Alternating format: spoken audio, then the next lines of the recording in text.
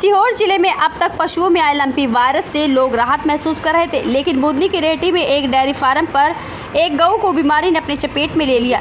Dairy मालिक का कहना है कि 2 दिन से गऊ के शरीर पर गांठें दिख रही थी, तभी पशुधन संजीवनी में फोन करके जानकारी दी गई। वहीं पशु डॉक्टर से संपर्क करने की सलाह दी गई। पशुओं के डॉक्टर ने कोई संतोषजनक जवाब न देते हुए फोन बंद कर दिया। देश भर में फैल रहे लंपी वायरस को लेकर कई पशु चिकित्सक जरा भी गंभीर नहीं लग रहे।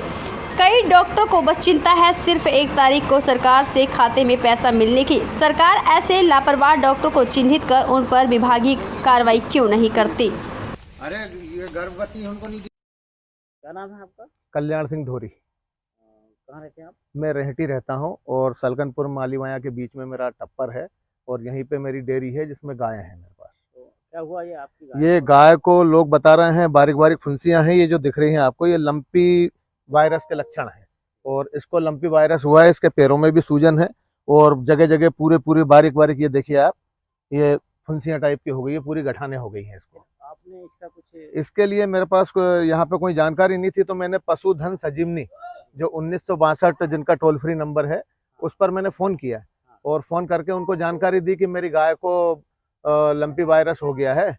तो उन्होंने गाय की उम्र पूछी, मैंने उम्र बताई गाय की कि पहलवात नारी है, अभी जनने वाली है, 5 महीने का गर्भ है गाय को। तो उन्होंने मुझे फिर कहा कि लगा आपके पास एक SMS आएगा जिस पे वहाँ के क्षेत्रीय डॉक्टर जो प्रभारी डॉक्टर हैं उनका आपके पास नंबर आएगा। फिर मेरे पास SMS आया VP अहिरवार का और उसमें ये लिखा हुआ था कि अहिरवार साहब आपसे संपर्क करेंगे।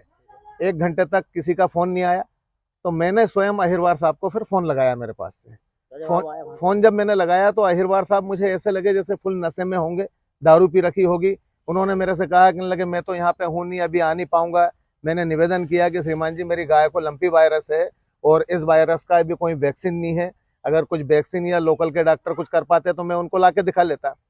तो फिर उन्होंने कहा कि लगा आप हॉस्पिटल चले जाओ, वहाँ पे आपको एक डॉक्टर मिलेगा, उसको लेके आ जाना। मैं जब रेहटी स्वास्थ्य केंद्र के ऊपर पहुंचा तो वहाँ पे भी ताला डाला हुआ था, कोई भी नहीं मिला। मैं पुनः आया यहाँ पे, फिर मैंने एक प्राइवेट डॉक्टर को बुलाया और फिर 1962 पे वापस फ़ोन किया। वापस फ़ोन करने पे उन्होंने कहा कि वो लोग आपसे फिर 1962 पे वापस फ़ोन किया। वापस फ़ोन करने पे उन्होंने कहा कि वो लोग आपसे फिर संपर्क करेंगे। उनका फ़ोन मेरे पास नहीं आया। फिर अभी डॉक्टर साहब का फ़ोन आया जब मेरे पास वहाँ से 1962 से पशुधन औषधि उस पे से मेरे पास एक मैसेज आया है कि 8 बजे आपका अपॉइंटमेंट फिक्स हो गया है, 8 बजे आपके पास डॉक्टर आएगा। अहिरवार साहब का फिर मेरे पास फ़ोन आया, कहने लगा मैं कल आऊँगा आपके पास। तो मैंने उनसे कहा कि श्रीमान जी आप कल आएंगे, गाय बीमार आज है। मैंने रेहटी से 2-3 डॉक्टरों को बुलवाया, उन लोगों को जैसा लगा वैसा अभी उन्होंने इलाज किया है गाय का। कुछ तसल्ली है मेरे को कि गाय का मेरी का इलाज हो रहा है। पर आप ये कहना चाहेंगे कि शासकीय जो पशु चिकित्सालय है उसमें कोई सुविधा नाम की चीज नहीं? कोई सुविधा नाम की चीज नहीं है। जो लोग हैं जिम्मेदार, जैसे अब डॉक्टर VP अहिरवार जो हैं, मतलब वो तो मुझे इस टाइप का लगता है कि वो गौ माता की सेवा करने के लिए नहीं बैठा हुआ है। मतलब वो तो बहुत उटपटांग डॉक्टर है। वो बात करने में भी आप तो किसी भी आदमी से उसके नंबर देके बात करवाइए, वो बात ही ऐसे करेगा कि वो डॉक्टर ही नहीं है।